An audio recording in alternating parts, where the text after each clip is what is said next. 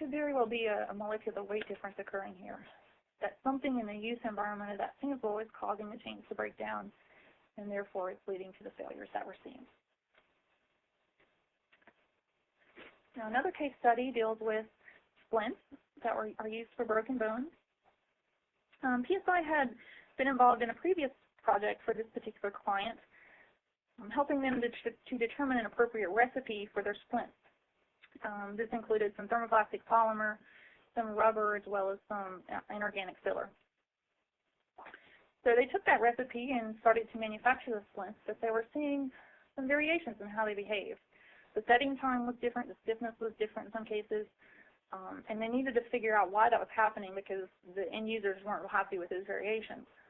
Now, they suspected that their compounder was varying that recipe, and they wanted to have some ammunition to go to the compounder with and get this situation taken care of. So again, we applied our favorite technique of DSC.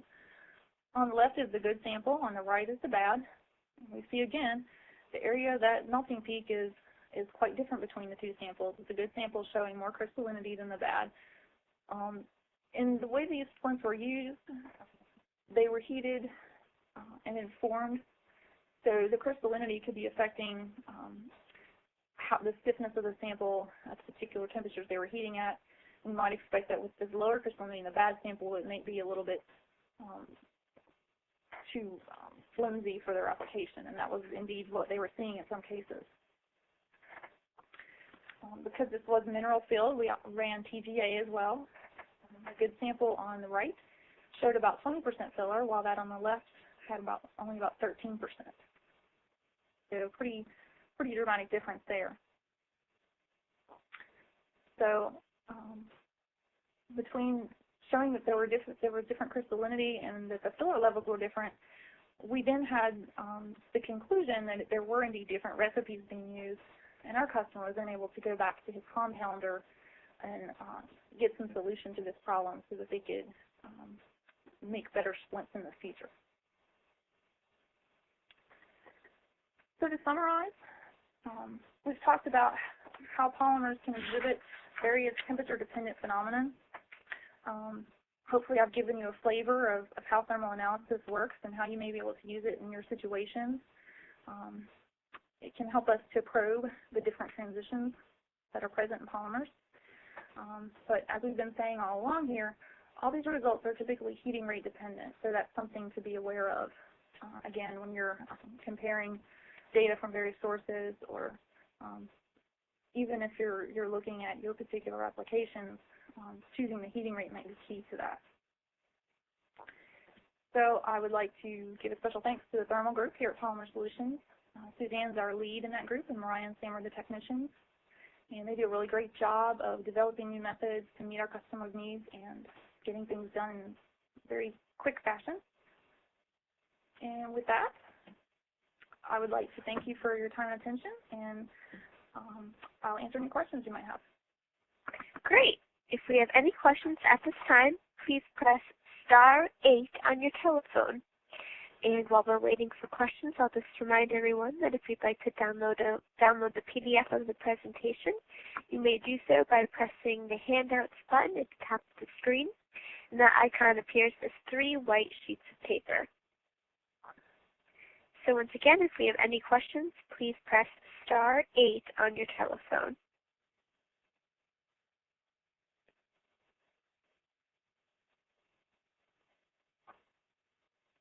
Okay, I'll move our first question into conference.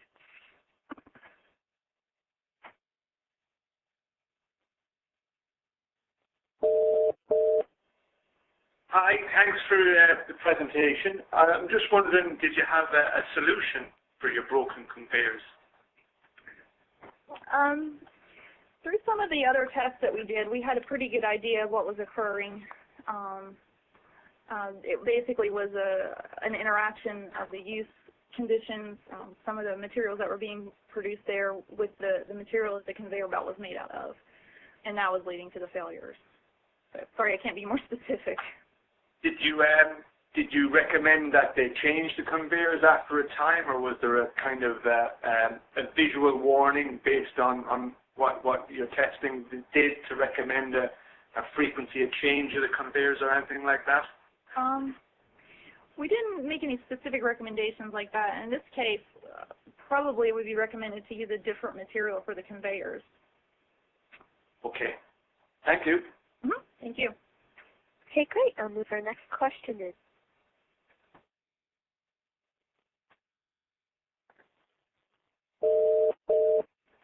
Yes, hello. I have an application where I need to measure thermal and electrical conductivity of some polymers. I was wondering what techniques you'd recommend.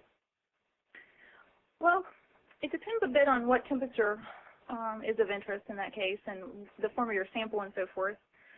As I mentioned, we can do some thermal conductivity using modulated DSC, but it is somewhat limited in the form of the sample and the temperatures that we can test.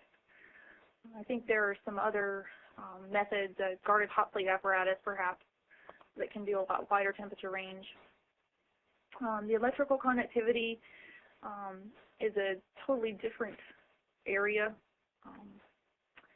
There are dielectric thermal analyzers out there that can do that kind of testing as well.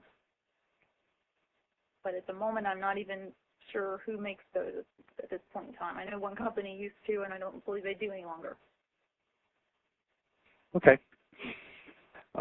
What temperature ranges where the NDSC can work?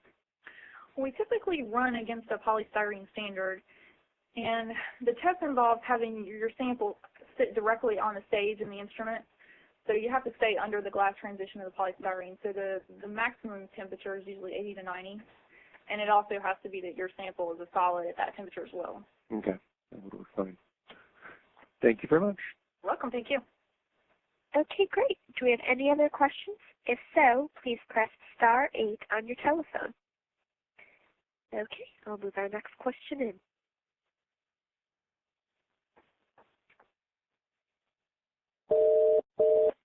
Yes, I have a question. What would you recommend for temperature-dependent viscosity measurements on polymers?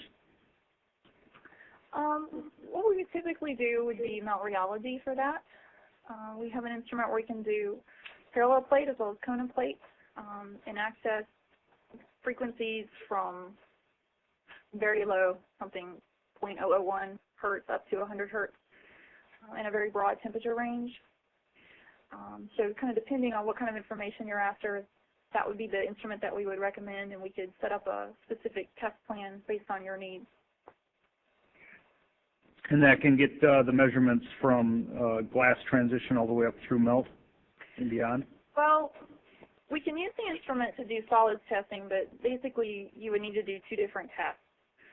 You can do either a melt test or solids test. There's really nothing that encompasses the whole range in between. But we've done some things where we can get close to filling in the gap between them by doing a combination of the tests. Okay, thank you. Thank you. Okay, great. We do have time for more questions. Okay, we have another one.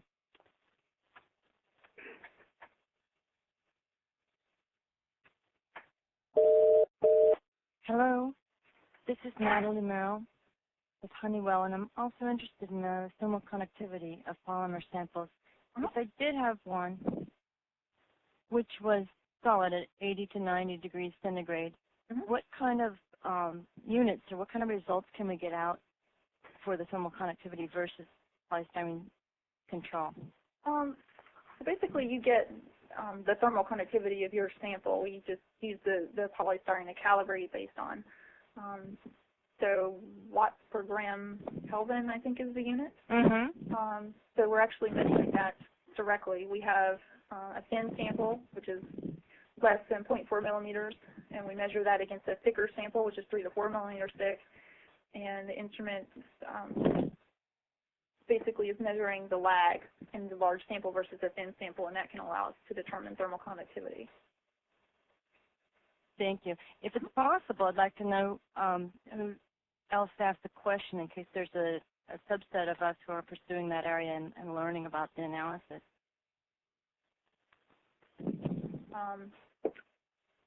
I don't have any way to determine who asked the question. I'm sorry. Yeah, well, they can contact me. Okay. Natalie Merrill at Honeywell. Maybe I don't know how I can find out who they are either. Thank you. Okay. What is our next question is?